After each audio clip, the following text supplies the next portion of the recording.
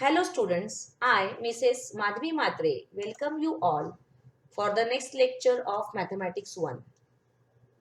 I hope you all are doing well at home. Now let us start with our today's lecture. We are studying chapter number 1 sets, and in that we have completed these topics. First one, sets introduction. In that we have seen the definition of set and the methods to write set, that is list method and rule method. Then we have seen the types of sets. In that we have seen four types of sets: singleton set, empty set, finite set and null set. Afterwards we saw the concept of Venn diagram, in which we saw that we can show the sets by using the geometric figures like triangle, circle, rectangle, square, or even you can go for freehand drawing, and inside you can write down the elements. Venn diagrams are very useful when we solve the problems related to the sets. Then we saw the concept of equal sets. That means two sets, they contain exactly the same elements. Afterwards we saw the concept of subset. And from that, we were discussing the concept of universal set. In the previous lecture, I started this topic, universal set. Now, let us try to understand more about this universal set.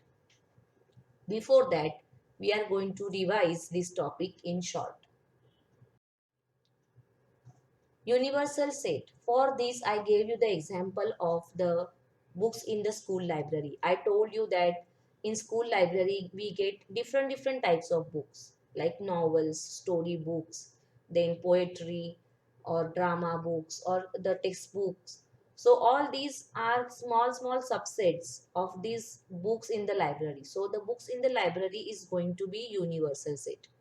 So how we are going to define universal set? That when we think of a bigger set which will accommodate all the given sets under consideration, which in general is known as universal set. So the bigger set is a universal set, and all the sets which are under consideration, they are called as subsets of this universal set. Okay. Then we took examples from the textbook to understand the universal set better. From that, the first example was this, that suppose we want to study the students in class 9th who frequently remain absent. Then we have to think of all the students of class 9th who are in the school. Okay, that means if we want to find the absent student from 9th standard, then we are going to think only of the students of 9th standard. That means all the divisions of 9th standard. For example, we have A, B and C. So we will think of all the students in all the divisions. That is going to be universal set for us. And from that, we are going to find the students, those who frequently remain absent. So these students, that is a subset of this bigger set. Okay, so here the 9th standard students is a universal set, and the absent students is going to be the subset of that. Okay, then one more example was taken. A cricket team of 15 students is to be selected from school. Okay, so that means we want to prepare a cricket team of 15 students. So then which students we are going to consider? We are not going to consider all the students of the school. We are going to think of the students, those who play cricket, so that we can select the cricket team. Okay, so the students, those who play cricket is going to be the universal set. And from that, we will select best 15 as a team. Got it? So that team is going to be the universal set. Now let us try to represent this by using the Venn diagram, this particular example. Okay. So here for drawing Venn diagram, always we use rectangle. That you have to keep in mind, that in Venn diagrams we use rectangle to denote the universal set, and the letter U is used here. So all students in the school who play cricket is going to be the universal set, and the team of those cricket players is a subset of that set. Okay. So this way we are going to draw the Venn diagram. What you have to keep in mind is the universal set is always denoted by the capital U, and the in Venn diagram it is always represented by a rectangle. Okay. So now let us go further. Up to this we have discussed in the previous chapter. So now let us go further. In relation to this universal set, we are going to study now the next concept, that is complement of a set. Let us try to understand what is meaning of complement of a set. Okay, so first of all, let us see its definition. For complement of set, we have to take a universal set and one more a small set or the subset. So what we are going to do is we are going to take a universal set capital U. Now for universal set we are going to use capital U only every time. Okay. And B is a set which is subset of this U. Okay. So B is subset of U. That means all the elements of B are present in U. Now complement of a set is a set where we have the elements which are present in U but not in B.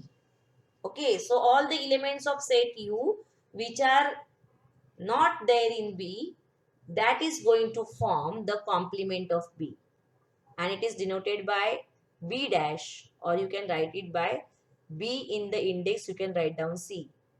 When we will take examples, that time you are going to understand this concept well. If we want to write this statement by using the rule method, then we can write it like this, that B complement is a set of all x such that x belongs to U. That means x is element of U and x does not belong to B. Okay. So this is how we are going to write it by using rule method. Now let us see example to understand it better.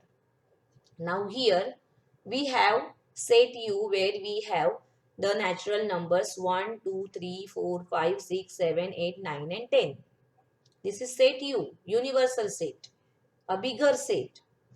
And we have a smaller set which is subset of U. That means all the elements of A are present in U.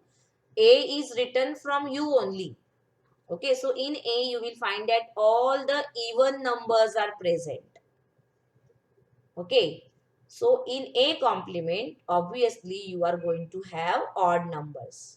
Means what? A complement is a set where you are going to write the elements from U, but you are not going to consider elements from A. You don't have to write this element in A dash. But when we combine A and A dash, we are going to get U. Together A and A dash is going to form U. Now let us try to represent it by Venn diagram. So for U, universal set, we are going to draw rectangle and we will write U outside. A is a subset of U. That is why A is written completely inside U. Subset. So it is completely inside. Then all the elements of A are written 2, 4, 6, 8 and 10. And the remaining elements, that means A dash, they are written outside. Okay. So this white portion, it gives us the set A, and the shaded pink portion gives us A complement. And what we can understand is A and A complement together form U. That is universal set. Okay. I hope you must have understood the concept now. What more you can keep in mind here is that this A and A complement, they have nothing in common. Not a single element is common. They are totally different sets. Okay. Here you have 1, here you have 2, then 3, 4, 5, 6, 7, 8, 9, 10. All are totally different. But together they are giving us universal set. So such sets, they are in pair. Together they find universal set. And they are called as complements of each other. Now suppose if I try to find complement of A complement, means what? Complement of this again if we try to find. then we are going to get set A itself. Okay. Let us study one more example so that you can understand it better. Suppose now one more set U is given where we have elements 1, 3, 9, 11, 13, 18 and 19. And for set B we have 3, 9, 11 and 13. So B dash we can write it like this. See here you have 7 elements and in B you have 4 elements. So in B dash you are going to have only 3 elements. Okay, so 3, 9, 11 and 13 you ignore them and write down the remaining elements, that is 1, 18 and 19. That is going to give us B complement. Again, we will represent it by using Venn diagram. So, see this rectangle gives us U, that is universal set. B is totally inside. All elements of B are written 3, 9, 11 and 13. And the remaining part gives us B complement, that is 1, 18 and 19. So, this way we can write down the sets B and B complement. Again, try to find out complement of this B complement. Okay, that means element which are present in U but not in B dash. So what you are going to get? You are going to get B itself. So from that we can write down the property that complement of a complement is the given set itself. Okay, complement of complement means what? Complement of B complement is set B itself. Okay, now let us see the properties of complement of set. Okay, in your textbook you will find that all the properties are given in the rectangular box under the heading remember this. Okay, so let's see the properties of complement of a set. The very first property here is no elements are common in A and A dash, as we have discussed in the first example and second example. That set A and A complement, they are totally different. They don't have anything in common. Okay, so no element is common in these two sets. Then second property, A is a subset of U and A dash also is a subset of U. Means the set and its complement both are subsets of U. All the elements of A are present in U and all the elements of A dash or A complement are also present in U. Then the next property, third property, complement of set U is empty set. Okay, so suppose you have universal set U and in that you have 10 elements and you want to write down complement of that set itself. That means the elements which are present in U but not present in U. So in that case, it is going to be an empty set. That is why we can say that complement of the universal set is empty set. And we will write it like this. U complement is equal to phi. This phi denotes empty set or null set. The last property, fourth property is complement of this particular statement, or you can say converse. In geometry, you have studied the converse of a statement. So the fourth property is converse of this. That complement of empty set is U. That means suppose you have set U where you have 10 elements and you have the null set and you want to find out complement of null set. So that complement of null set is going to be universal set itself. So such statements, they are called as converse statements of each other. So we can say that phi complement is equal to universal set or phi complement is equal to U. Okay, so try to remember these properties because they can be asked in MCQ questions. Okay, they will ask you what is U complement, then your answer is what? Null set or phi. Or what is phi complement, then your answer should be U. Okay, now let us go further towards the practice set which is based on all these concepts. So practice set 1.3, all of you please see in your textbook and you start writing the solutions in your notebook. I told you so many times that here completing notebook is very important. Okay, now we have started with live sessions also. So in that live sessions we may ask for the notebooks, that whatever you have written please show me. So that is for that purpose you need to complete your notebooks. Also We have discussed the paper pattern, and in that we have seen that the internal marks are given, and for that internal marks, completion of notebooks is very, very important. You need to write the content. You either you can write down in the notebooks which you have taken from the school, and if you have not purchased, suppose, then you can write in rough book also, but writing is very, very important. Okay, now let us see practice set 1.3, the first question from that. If A is a set where you have 5 elements, A, B, C, D and E. Second set given is B where you have 4 elements, C, D, E and F. Third one is the set C where you have 2 elements, B and D. Fourth one is set D where you have 2 elements, A and E. And they have asked you that which of the following statements are true and which are false. They have provided to us with these 6 statements, and we have to check that whether they are true or false. Now there they have not told you that you need to justify it. Okay, so there is no need of justification. Simply you can write down true or false. So let us see the first one now. How you are going to read this? C is a subset of B, or set C is a subset of B. When I explained you subset, I told you that the set which is on the left hand side of this symbol, it is smaller, and set which is on right hand side, it is bigger. Okay, so while checking whether it is true or false, you need to see that the second set should be bigger and the first one should be smaller. And then you can further go for the elements, whether all the elements are present or not. So now let us go for the first one. C is subset of B. So C set C and B. See, observe these two. C contains 2 elements and B contains 4 elements. That means C is smaller and B is bigger. Now let us check for the elements. B is present here in C. It is present in B as well. B is present in C, but it is not present in B. You will find that B is not present here. D is present both the places, correct? But since B is in C but not in B, therefore we can say that C is not a subset of B. So this statement is false. C cannot be subset of B because the element B is not present in set B. Okay, so this is a false statement. Second one, A is a subset of D. Now see this, a bigger set, and D, a smaller set.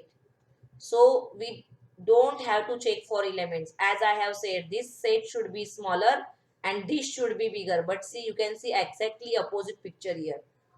This bigger set cannot be the subset of smaller set. So this is a false statement. Correct? Next, D is subset of B. So see, D and B, check. Okay, D is smaller, B is bigger. Now let us go for the elements particularly. A is present in D, but A is not present in B. So again we can say that this is a false statement. D is not a subset of B. So it is a false statement. Next, D and A. D is smaller, A is bigger. Okay, now let us check for the elements. A is present in D, A is present in A as well. E is present in D and E is present in A also. That means all the elements of set D are present in set A. So we can say that D is a subset of A. That means this particular statement is true. Correct? Next, fifth one. B is subset of A. See, this is B containing 4 elements and A contain 5 elements. Okay, so first condition is satisfied that A is bigger and B is smaller. Now let us check the elements. C is present here, C is present here as well. D is present here, D is present here also. E is at both the places. But now this F is present in B, but F is not present in A. That means B cannot be a subset of A. So this is a false statement again. Let us go for the last one, sixth one. C is subset of A. See, C contains 2 elements, A contains 5 elements.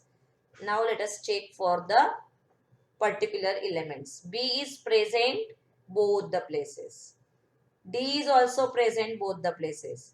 That means all the elements of C are there in A. Therefore, we can say that C is a subset of A. This is a true statement. Okay, I hope from this example you must have understood the concept of subset very well, and you must have written all the answers in your notebook. Or if you are having textbook and if you want to write down in textbook, you can write them in textbook with pencil also. Okay, but when you write it and when you try to understand it, then you will understand it better that what is subset and how to find out whether the given statement is true or false. Okay, now let us go towards the next question, that is question number 2. Take the set of natural numbers from 1 to 20 as universal set and show set x and y using Venn diagram.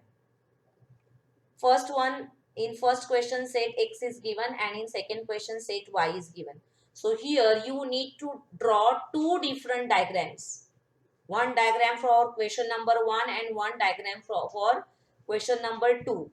In some digest or in master keys, you will find that only one diagram is drawn. It is wrong. Please take a note of this. Okay. Here you need to draw two different diagrams for these two different questions. Now, let us see how to do it. I told you that whenever the question is given and we want to write down the solution, we need to write down the sets in list method or in roster form. So, first of all, let us write down set U.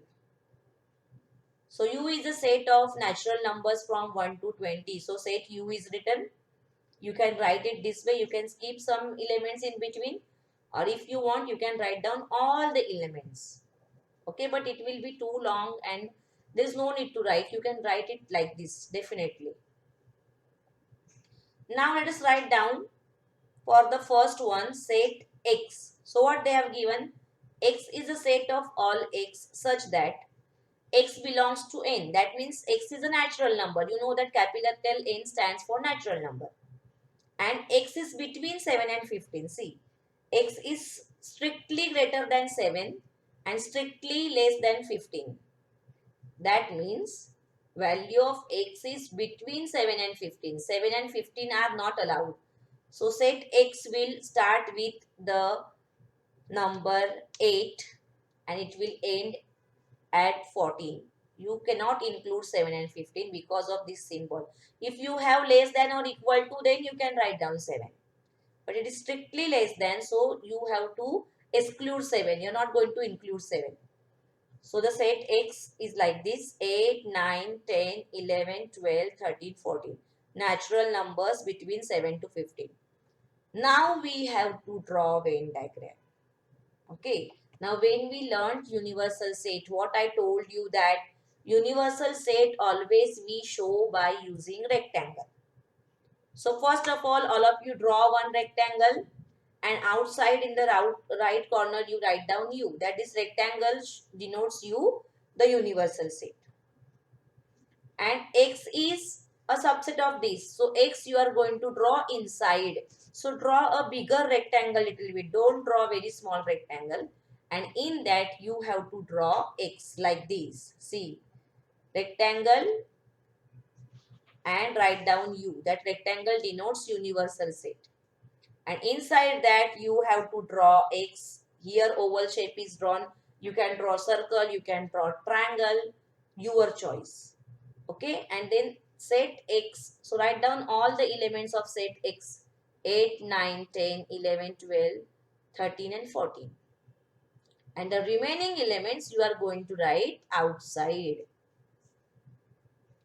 Okay, remaining means the numbers from 1 to 7. See, 1, 2, 3, 4, 5, 6, 7.